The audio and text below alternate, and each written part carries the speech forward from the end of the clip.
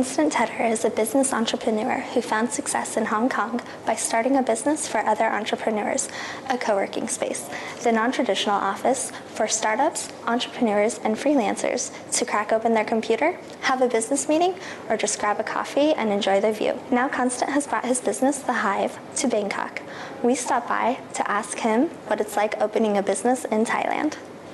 Thanks for joining us today. So for people who might not be familiar to the concept, can you explain briefly what co-working spaces exactly are?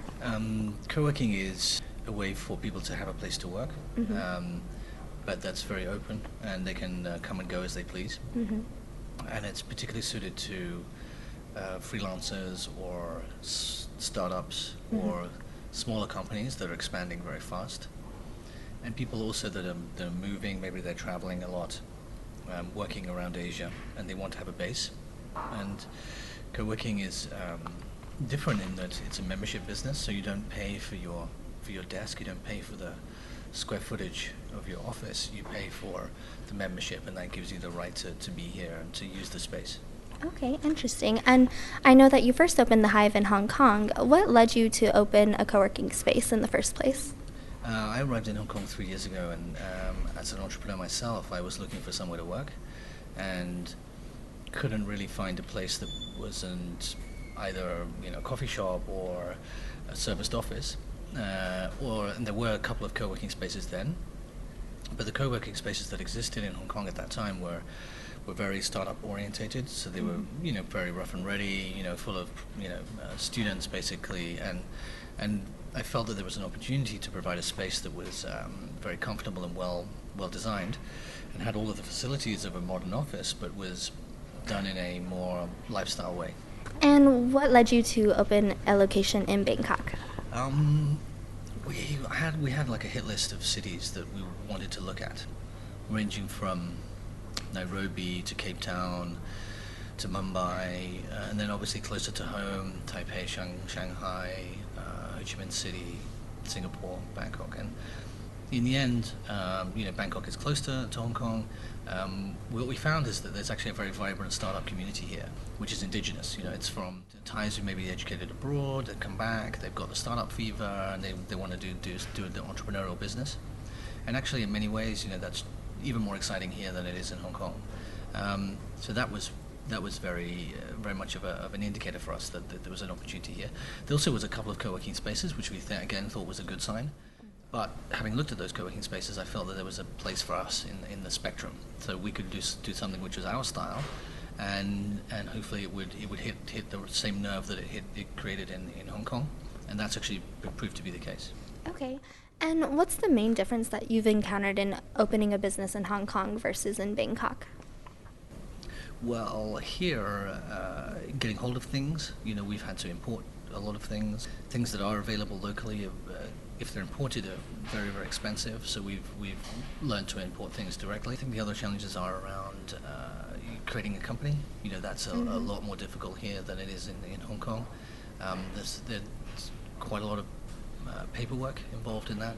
I'm sure that's a very common complaint. The other issue is around the employment visa situation for any overseas employees, and getting a bank account and all of these sorts of things. It's a lot more. There's a lot more barriers to doing that than there are in countries like Singapore or Hong Kong. And clearly, this is an area for potential reform, I think, in Thailand. What were any unexpected obstacles you found in starting your business in Thailand? No, I think we had we came into the market with our eyes fairly wide open, so we knew of some of the complexities that are involved here, and they're mostly manageable. Yeah. The thing which I find personally pretty frustrating is the withholding tax way of accounting. That seems to puts a huge burden, especially on smaller businesses, in terms of managing the accounts and the filing requirements. They're very burdensome. It's disproportionate for small companies to bear that cost. So that's, I think, probably the biggest red flag for us is some of the regulations around both tax and accounting and company formation, which I think are the biggest hurdles to get over. but it is a bit of a minefield to get through, and you do need to get good advice to help you with that. What would be your warning or advice to anyone looking to start a business in Thailand? I guess you got to do your research. You know, you need to understand what it is you're trying to achieve. You need to find a local advisor that understands the way that things are here, the way things to do things correctly here. I think there are some people who try to cut corners in Bangkok, and I think it can end up costing you, because even though they do things in a particular way here and they're established ways of working, you know, it does work, and they will expect you to be complying with their laws and regulations, and it's not possible to pretend that doesn't happen. You know, you need to comply. Yeah. And getting yourself into that organization, both that costs money, so you need to have the facility in-house to be able to deliver that, and if you're not doing it in-house, you need to have a good external advisor that can take care of that. We use an external accountancy company just for that purpose, to take our accounts and to create them in the formula and in the standardization that the Thai authorities require. And what's the top benefit of co-working spaces?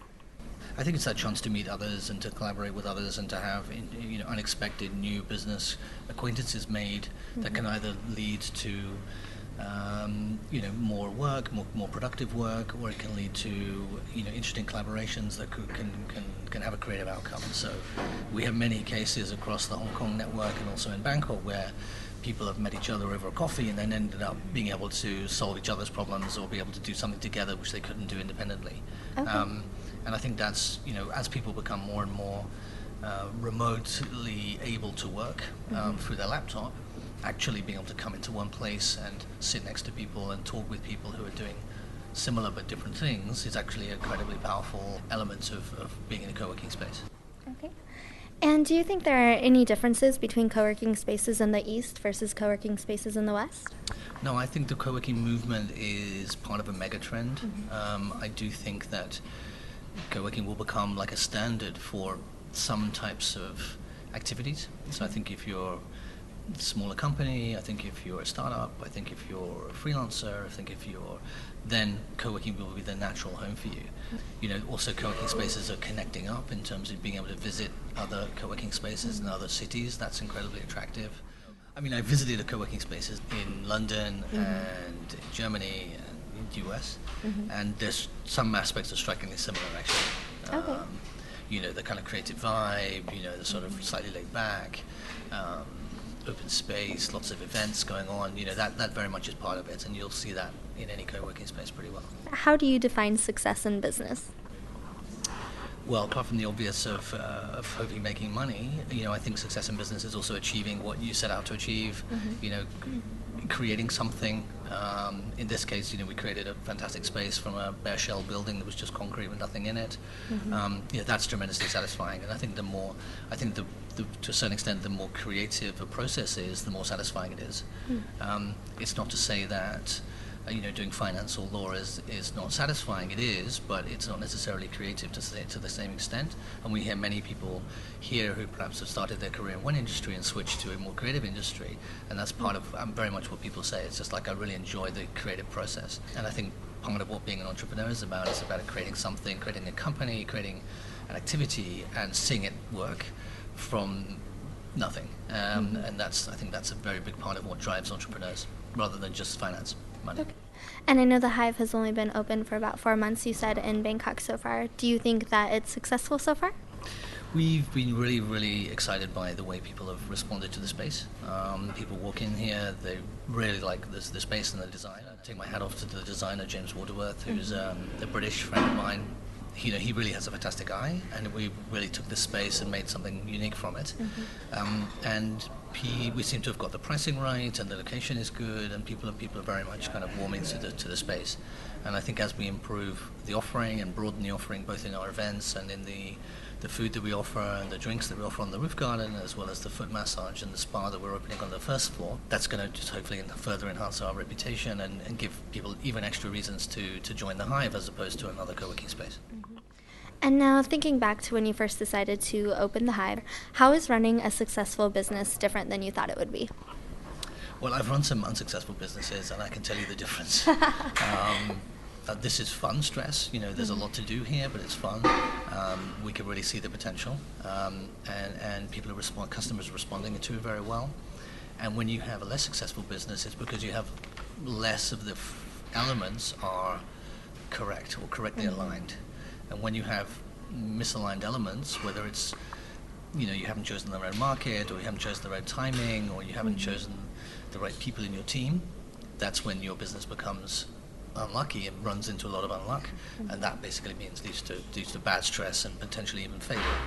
So there's huge differences, and here, conversely, we've got a great team. We think we had a good timing. We think it's an interesting market. We think we've been able to be different in the market as well, so we've created some uniqueness about what we're offering. And I think all of those indicators are meaning that we're having a great time building that business. Okay, and then how would you like people to remember you and your company?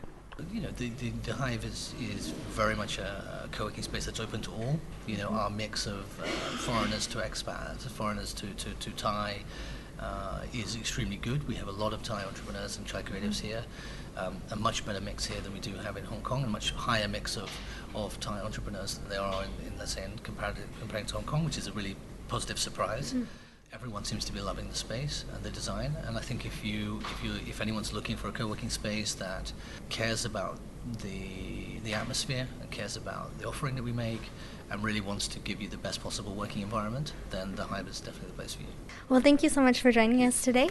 This is Jess with ThaiLawForum.